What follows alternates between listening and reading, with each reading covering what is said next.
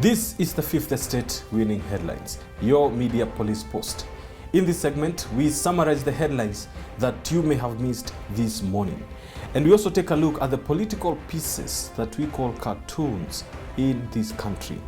Today is the 13th of May 2022, and I am DK. I am Serbia. And I am GK. Yes. In case you missed the headlines, here they are. The Daily Nation, Karoa Mudavadi top deputy races. The Star, Ruto to meet unhappy Central Region leaders. The People Daily, Kenyans deal 30 trillion shillings using M-Pesa. And finally, The Standard, inside Uhuru Ruto cabinet meeting. Okay. Talking of The Standard, did you guys watch Deputy President William Ruto's cabinet meeting? Attendance. Or did you watch his body language yesterday? And I thought to myself, maybe Ruto did not, he did not know what he was. He had no idea what was looking going at, what he was seeing. And I think when I saw his head go like this, I think the song that was playing is in his mind is this one.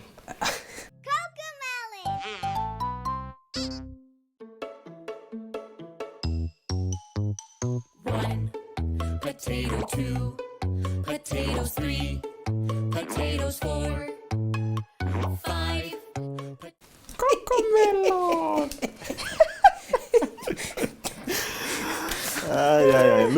Okay, let's go on. And looking at the Daily Nation today, my thoughts are guided by the book Paradox of Choice by Barry Schwartz. In this book, he discusses why having more choices creates less choices.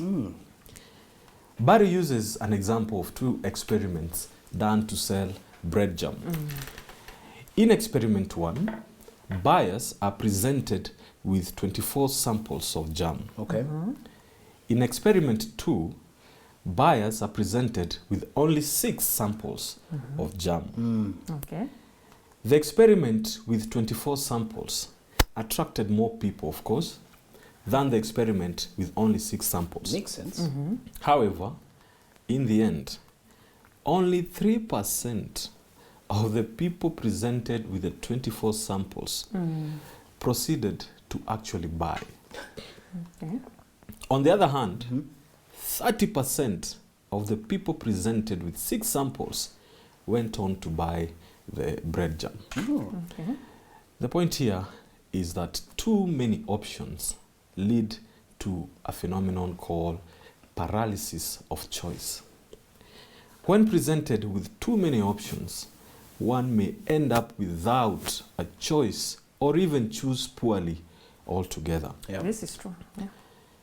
On the flip side, people with less options are likely to make better and quick choices. Now, back to the Daily Nation and the unending discussion over who is going to be the running mate to both Raila Baba Odinga, the phenomena, and William Ruto, the fake hustler. As it would appear, Ruto is on his way to picking Musalia Mudavadi as his deputy. And Kikuyus are not amused. Not at all. And the question is, why didn't William Ruto pick a Kikuyu?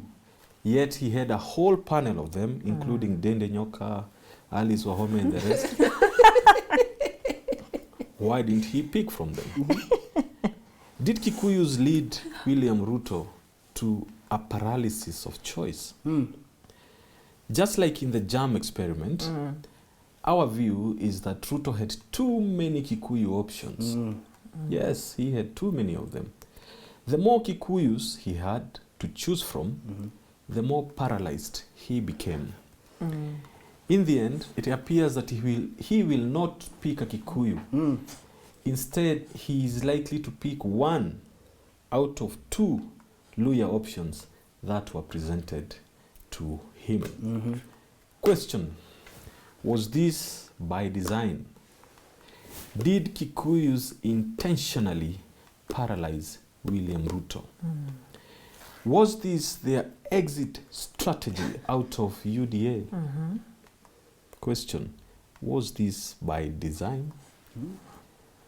Going by what Kabogo, the other William, told us yesterday, I am persuaded that Kikuyus paralyzed Ruto intentionally to set him up. After all, Ruto was damned if he picked a Kikuyu, Yep. and he was damned If he did if not. he did not pick a Kikuyu as his running mate. In the meantime, guys, Mother Wangari Karua is on a 5-day visit to Kisumu. Indeed. Her host is Mama Ida Odinga. And it's the last weekend before Raila's running mate is announced. Are we Ding, getting some hints ding. right Ding, there? ding. Now, Over to you. allow me to give my submission. Here at the Fort Hall School of Government, Yeah. we have stated repeatedly that the only advisor of William Ruto Is Is is William none other Ruto. than William Ruto. That's And it. from the leaked Kenya Kwanza agreement, it is beyond doubt that the key strategy of the DP and his alliance is that of deceit. Yeah. Ruto is a turncoat. Now, for those of you who do not know, a turncoat is an individual who shifts allegiance from one ideal or belief to another, in essence, deserting the original cause by which they stood. Yeah. Ruto is the king of deceit because he vehemently rallied against BBI because it created too many positions. Then he turned around and stated that he would appoint the position of Prime Cabinet Secretary. By the way, it's a position that you just cannot create as per our current constitution. In this politics of deceit, Gema is the main victim. And I will say it, pardon my French, wamechengwa. Chobo. Chobo. And here, my friends, is the con. Ruto's reservations against BBI had nothing to do with its creation of quote-unquote extra positions. Yeah. But instead, it had everything to do with the one man, one vote, one shilling. Yeah. Why?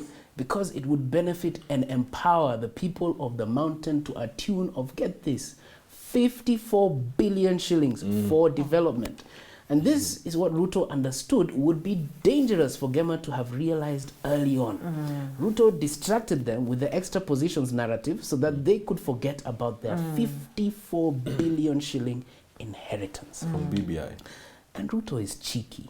He understood that the 5 million Gema voters were the makers of his presidential ambition. And so his strategy is to appease Gema with the running mate position so that they still vote for him. But his real plan is to weaken the DP position by giving the strategic portfolio to none other than the chief minister that is promised to, guess what, Mudavadi. This is essentially what happened to Ruto when Uhuru enacted Executive Order Number 1. Ruto became jobless worker number 1, a deputy president with 0 portfolio. And this is what Moi did when he ascended to power. His first cabinet was full of Kikuyus.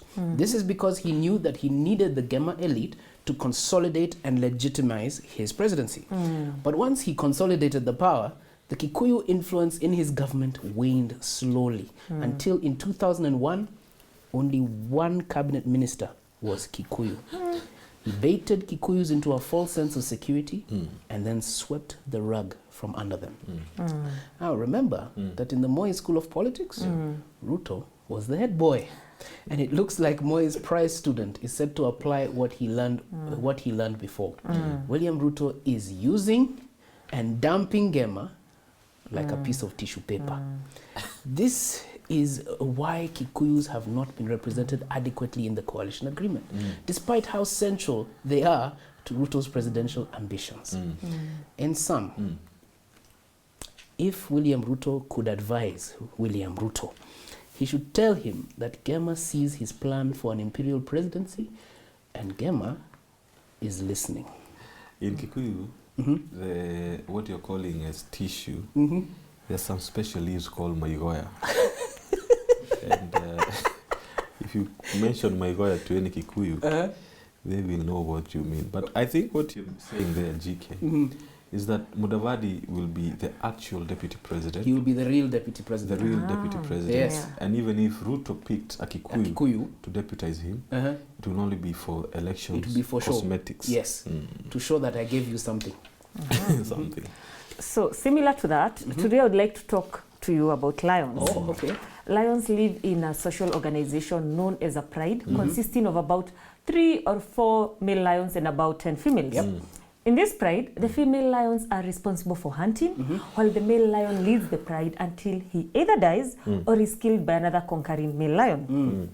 But male lions rarely remain part of the pride for more than 4 to 5 years.